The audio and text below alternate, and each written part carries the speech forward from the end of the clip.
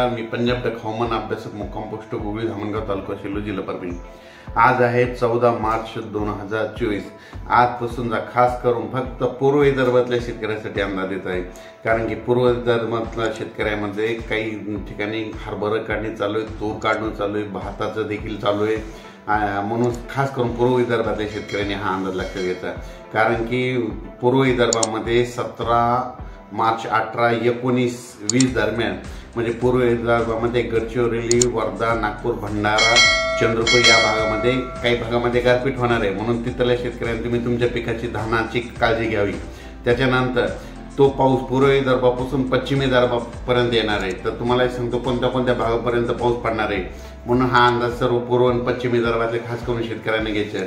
सांगायचं झालं तर पूर्व विदर्भामध्ये वर्धा, नागपूर, भंडारा, गोंदिया, चंद्रपूर तसेच यवतमाळ, नांदेडपर्यंत तो पाऊस येईल। त्याच्यानंतर हिंगोलीच्या जवळपास थोडा येणार आहे। त्याच्यानंतर अमरावती, अकोट, अचलपूर, वरुड या भागापर्यंत पाऊस येणार आहे। अकोल्यापर्यंत थोडा पाऊस येणार आहे, म्हणजे जास्त काही पश्चिम विदर्भाकडे पाऊस येणार नाही। बुलढाण्याकडे थोडे थेंबे येतील म्हणून हे अंदाज लक्षात घ्यायचा।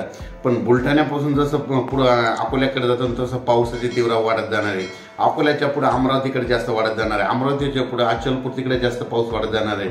आणि त्याच्यानंतर वर्ध्याच्या पलीकडे मात्र वर्धा, नागपूरकडे मात्र गारपीट होणार आहे, म्हणून त्या शेतकऱ्यांनी अंदाज लक्षात घ्यायचा।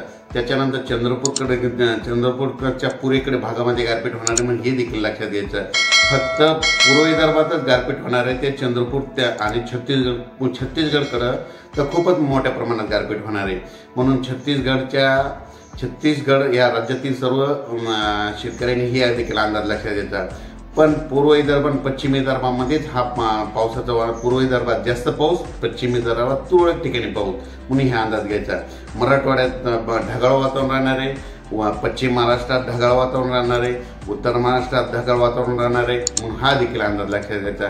सांगायचं झालं तर म्हणजे 3 विभागामध्ये उत्तर महाराष्ट्र, पश्चिम महाराष्ट्र, कोकणपट्टी आणि मराठवाड्यामध्ये ढगाळ वातावरण राहणार आहे, म्हणजे 17 मार्च, 18 मार्च, 19, 20 मार्च दरम्यान राहणार आहे।